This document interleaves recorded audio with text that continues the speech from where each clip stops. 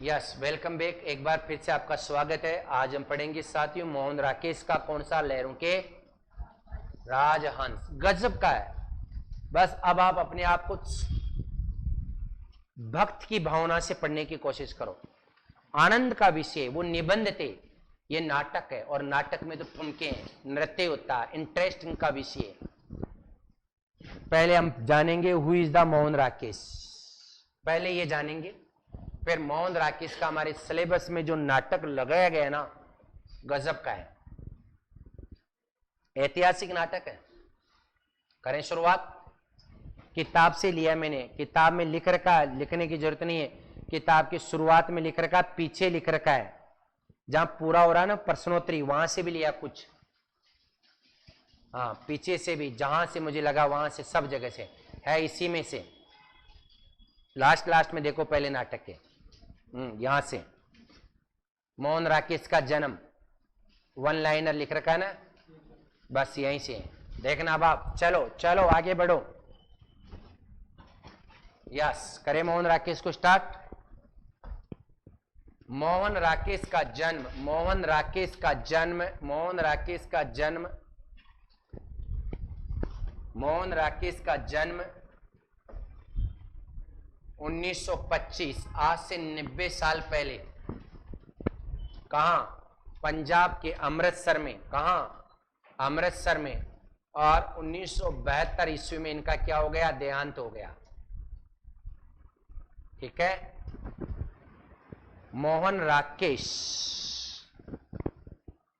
1925 में जन्मे और नई कहानी के हस्ताक्षर लिख लो। नई जो कहानी है ना, शुरुआत में लिख रखा है ये मैंने, जहां मोहन राकेश को चालू किया। नई कहानी के 3 कवियों में से एक। 3 कवि कौन कौन है लिख रखा है ना इसमें? मोहन राकेश, कमलेश्वर और राजेंद्र यादव। ये लो जी, 3 व्यक्ति नई कहानी के हस्ताक्षर हैं। मोहन राकेश नई कहानी विधा पढ़ाऊंगा आगे लिटरेचर में, उसके 3 हस्ताक्षरों में से एक है, नई कहानी के प्रवर्तक में से एक है। और मोहन राकेश है, कमलेश्वर है और राजेंद्र यादव, ये नई कहानी के हस्ताक्षर हैं, उनमें से एक ये भी है। पंजाब के अमृतसर में 1925, आज से 90 साल पहले जन्मे हैं। मेरे बहुत पसंदीदा नाटककार है। इनसे बेहतरीन नाटक मैंने आज तक किसी के नहीं पढ़े, देखे, सुने। और सुनो, नगरीय या शहरी भाव बोध के कवि हैं। नगरीय या शहरी भाव बोध के कवि हैं। कौन है बताओ? ये नगरीय या शहरी भाव बोध के कवि हैं। नगरीय या शहरी भाव बोध के कवि हैं। नगरीय या शहरी भाव बोध के कवि हैं। नगरीय या शहरी भाव बोध के कवि हैं। जो भी लिखा ना, वो गांव के बारे में नहीं लिखा। बिहारी के काव्य में ग्रामीण संस्कृति के प्रति घृणा का भाव है, और इन्होंने जो भी लिखा नगर या शहर के बारे में लिखा है, तो नगरीय या शहरी भाव बोध के कवि हैं। कौन? मोहन राकेश। ठीक है। कुछ समय तक उन्होंने कहानी की एक पत्रिका जिसका नाम है सारिका, इस सारिका पत्रिका का क्या किया है? संपादन। मोहन राकेश ने बंबई और दिल्ली में भी लेखन कार्य किया। बॉम्बे में भी और कहां? दिल्ली में भी लेखन का कार्य किया। मोहन राकेश अपने जीवन में केवल मां के साथ ही, परिवार से उनका कोई संबंध नहीं था, ओनली मदर, मां के साथ ही भावनात्मक स्तर पर जुड़े रहे। इनके उपन्यास अंधेरे बंद कमरे में और दूसरा उपन्यास है न आने वाला कल। अंधेरे बंद कमरे में और दूसरा न आने वाला कल, 2 उपन्यास है इनके। न आने वाला कल, अंधेरे बंद कमरे में और दूसरा न आने वाला कल। कहानी संग्रह कौन कौन से हैं? इंसान के खंडहर, बहुत सारी कहानियां इनकी।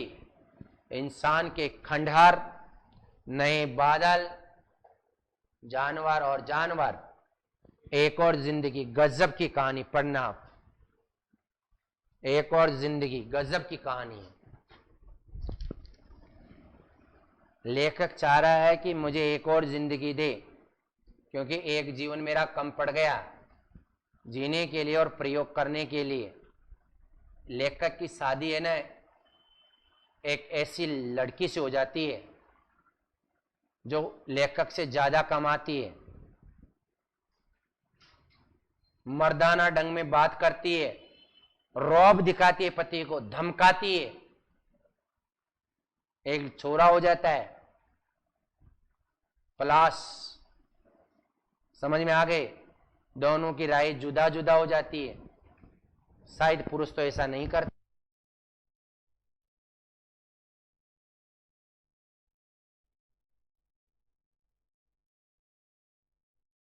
यही समाज की क्या करे बेचारा समाज भी। अभी लेटेस्ट करंट चल रहा भरतपुर में,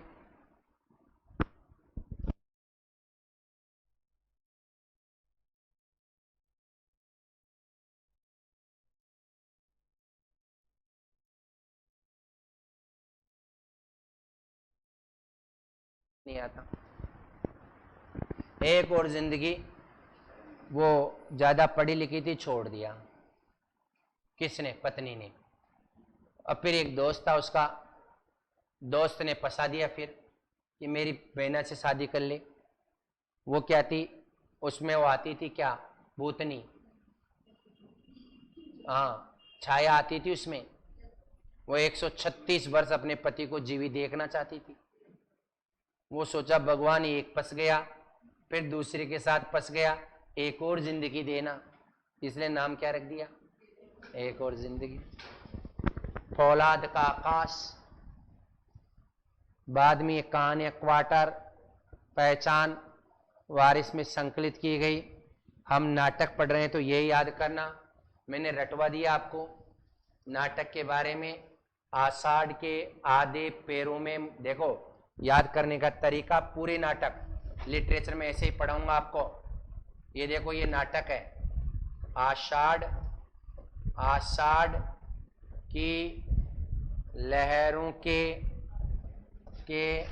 आधे पैरों में मोहन राकेश, मोहन राकेश। लो जी, आषाढ़ का एक दिन 1958, लहरों के राजहंस 1963, आधे अधूरे 1969, पैरों तले जमीन 1975। ये आधा है। तीनों नाटक ऐसे याद कर लो। आषाढ़ की लहरों के आधे पैरों में मोहन राकेश, आषाढ़ की लहरों के आधे पैरों में मोहन राकेश। क्या बनेगा बोलो? आषाढ़ का एक दिन 1958, लहरों के राजहंस 1963, आधे अधूरे 1969, पैरों तले जमीन। इनका अधूरा नाटक है। क्या ये अधूरा नाटक है? राइट। देखो, पैरों तले जमीन इनका अधूरा नाटक है, जिसे 1975 में, कब की बात है? 1975 में कमलेश्वर ने पूरा किया था। और जितने भी नाटक लिखे ने सच में गजब के नाटक है। नगरीय भावबोध के कवि हैं। आषाढ़ का एक दिन जो नाटक लिखा है, इसमें कालिदास और मल्लिका की प्रेम कहानी है। कालिदास प्लस मल्लिका, इन दोनों की प्रेम कहानी है। और इसमें एक और बढ़िया पात्र आता जिसका नाम है विलोम। कौन आता? विलोम। तो आषाढ़ का एक दिन कालिदास और मल्लिका की प्रेम कहानी है। बिल्कुल गजब गजब बातें करी मल्लिका, सुनने वाला होना चाहिए। आषाढ़ का एक दिन कालिदास और मल्लिका की प्रेम कहानी है। कालिदास परदेसी था, मल्लिका के शहर में आया था। मल्लिका ने उसको दिल दे दिया। घर वालों ने कहा ये परदेसी है, परदेशियों पर देश मत लगाओ, और इसके बकवास आदमी के साथ क्या प्रेम कर बेटी। लेकिन मल्लिका थी कि मानती नहीं थी। कालिदास वही है जिनको आप पढ़ते हैं, मूर्ख थे पहले, बाद में विद्वान बने, वहां कर बढ़िया उन्होंने अच्छे ग्रंथ लिखे। घर वालों ने कहा टीप टाप के लिखा इसने तो उसने कहा कि महान व्यक्ति जब उन्नति करता तो उसका नाम अनेक अपवादों के साथ जुड़ जाता है। समझ में आ गया? आप भी उन्नति करोगे ना, हर कोई कहेगा पैसे देके लगी है। बनो महान व्यक्ति, एकदम शुद्ध पवित्र हो, लेकिन फिर भी लोग आपकी खिंचाई करना चालू कर देंगे, क्योंकि संतुष्टि उनको उन्हीं से तो मिलती है। तो मल्लिका ने घर वालों को कहा कि महान व्यक्ति जब उन्नति करता तो उसका नाम अनेक अपवादों के साथ जुड़ जाता है। घर वालों ने कहा कि उसको जानता कौन है तेरे कबूतर को? उसने कहा महान व्यक्ति किसी परिचय के मोहताज नहीं होते, अपना परिचय स्वयं होते हैं। बताओ महान व्यक्ति नरेंद्र मोदी जी को अपना आकर परिचय देना जरूर पड़ेगा क्या? यहाँ परिचय की जरूरत नहीं है। कौन नहीं जानता मेरे बाबू को? सब जानते। घर वालों को कहा किसने? मल्लिका ने। समझदार थी। उसने कहा, कालिदास ने मल्लिका से कि यहाँ का राजा मुझे सम्मानित करेगा, मुझे तेरा शहर छोड़ना पड़ेगा। बोले जाओ, पहले आप सम्मान ग्रहण करो। क्यों करो? क्योंकि समय और अवसर किसी खूबसूरत हसीना का इंतजार नहीं करते। ये मैं नहीं कह रहा, मल्लिका कह रही है। समय अभी का जो टाइम है ना, 7 बजने वाले हैं। आपके जीवन में कभी आज के 7 नहीं बजेंगे। 13 अगस्त 2025 को आज मैं आपके सामने मेरी बात रख रहा हूं। 5:50 के आसपास का समय आपके जीवन में कभी भी आज का समय नहीं आएगा। आज का दिन आपके जीवन में कितना ही जी लेना, कभी नहीं आएगा। कितनी बड़ी बात कही है मैंने। समय कभी नहीं आता, इसलिए हर पल को जीना चाहिए। यूटिलाइज करो उसका, हर पल को। समय और अवसर, ये मिलाना अवसर, सेकंड ग्रेड, फर्स्ट ग्रेड, फिर फर्स्ट ग्रेड, फिर सेकंड ग्रेड, कभी लौट के नहीं आएगा। समय और अवसर किसी खूबसूरत हसीना का इंतजार नहीं करते। बताओ हसीना खड़ी है तो टाइम रुक जाएगा कि तो जी भर के देख लो, बहुत आएगी। राइट? ऐसा मल्लिका ने कहा। लेकिन पुरुष कितना स्वार्थी होता देख लो। उसने कहा बाबू तू जब आएगा ना तभी शादी करूंगी, चाहे आजीवन कंवारी रह जाऊंगी। किसने कहा? मल्लू ने। किसने कहा? ओ दीदी प्लीज डू नॉट बातचीत मत करो प्लीज, अच्छा नहीं लग रहा। नहीं करोगी ना? ठीक। ये बात मल्लू ने कहा। किससे? कल्लू से।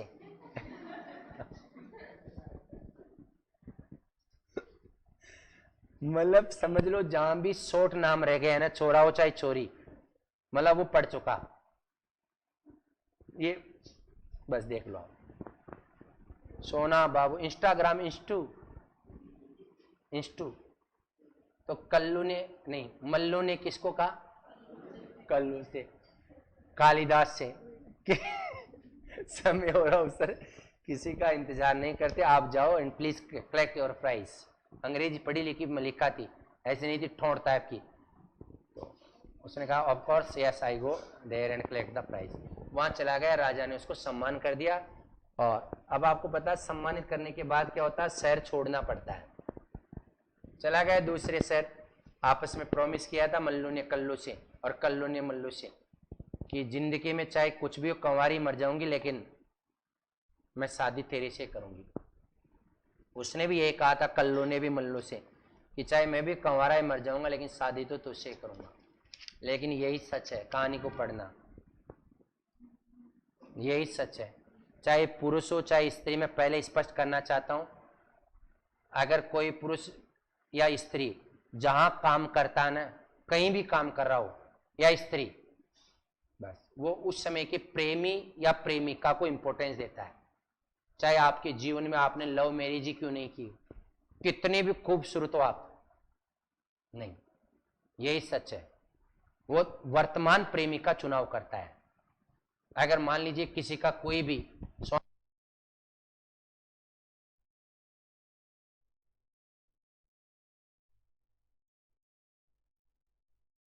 है, ये मैं नहीं करा, यही बोलो सच है। जो मनु भंडारी की कहानी में मैंने पढ़ाया था, अब सुनना। तो सोना ने बाबू से, मल्लू ने कल्लू से कहा कि हम चाहे कुछ भी हो जाए नहीं रह सकते। थोड़े ही दिनों के बाद कालिदास मल्लिका का शहर छोड़कर चले जाते हैं। वहां जाने के बाद दूसरे शहर में जाके बड़ी आराम से भूल जाते हैं मल्लिका को तो। और मल्लिका तीन बेचारी बिल्कुल नहीं भूल पाती। सच्चा प्रेम तो लड़कियां ही करती है। मैं फिर कहना चाहता हूं, जो इस कहानी से पता चल रहा, तुम्हारे जैसे कबूतर तो दोनों हाथों से कसम खा सकते हैं, तुम्हारी कसम तुम्हारी सिवा है ही नहीं। दोनों हाथों से, दोनों हाथ लगा के दोनों तरफ, ऐसे होते हैं कबूतर। वो सच्चा प्रेम करती थी। उसने तो शादी कर ली, किसने? कल्लू ने तो,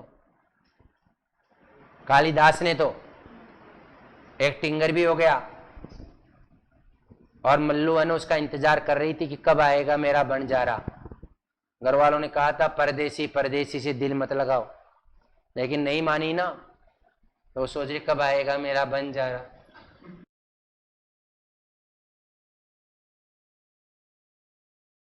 फिर एक दिन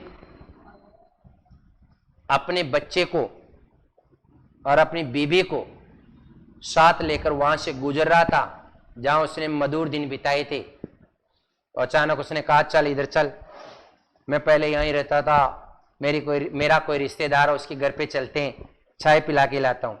अगर सच सच बता देगा तो लेने के देने पड़ जाते उसके। ऐसे ही बताते हैं, अगर कोई समझ लेना कि अगर कोई लेके जाती है ना कि मैं यहाँ रहती थी पहले, तो समझ लेना वहां रहती थी वो या रहता था। तो और सीधा तो बोल नहीं सकता, बोले चाय पिला के ले चला, बोले चल। वहां गए, मलिक का घर पर इंतजार कर रही थी उसका कि कब आएगा मेरा बंजारा। लेकिन जब वो दूसरी बंजारन के साथ देखा ना उसने, तो सब्र का बांध टूट गया। उसकी आंखों से टपक टपक आंसू की धारा बहने लग गई। उस दिन आषाढ़ का एक दिन था, सुनना, आषाढ़ का दिन था। ऊपर से आसमान से बरसात की बूंदें टपक टपक गिर रही थी। मल्लू की आंखों से भी आंसू टपक टपक गिर रहा था, और इसने नाम क्या रख दिया?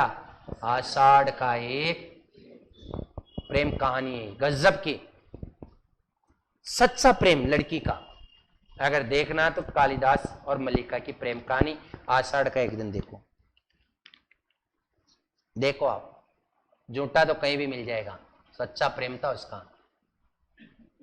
बिना शादी के, घर वालों ने कहा शादी का टाइम नहीं करूंगी, नहीं होती। दूसरा है लहरों के राजहंस, जो डिटेल से पढ़ाऊंगा। गजब लहरें उठेगी इसमें। लहर होती है ना, लहर तालाब में ऐसे, समझ में आ गई ना, ऐसे हिलोरे खाती है ना। इसमें भी नंद का मन हिलोरे खा रहा है, कभी उसका मन पत्नी की तरफ, कभी भाई की तरफ। लहरों पर डोलने वाले राजहंस के समान है, इसलिए नाम क्या रखा है? लहरों का। इसको तो पढ़ेंगे, आधे अधूरे, बहुत खतरनाक है ये। टेट सीरीज में पढ़ाया था मैंने इसको, आधे अधूरे। इसमें सावित्री है, नाम तो सती सावित्री रखा है, लेकिन इसके कांड थे ना वो ठीक नहीं थे। समझ में आ गए? इस सावित्री को ऐसा मर्द चाहिए जो हर एंगल से परफेक्ट हो, सुंदर हो, पैसे वाला हो। समझ में आ गए? ऐसा सोचकर इसने महेंद्र नाथ से शादी कर ली। इससे महेंद्र नाथ, सावित्री और महेंद्र नाथ के 3 प्रोडक्ट भी हो जाते हैं, किन्नी, बिन्नी और अशोक।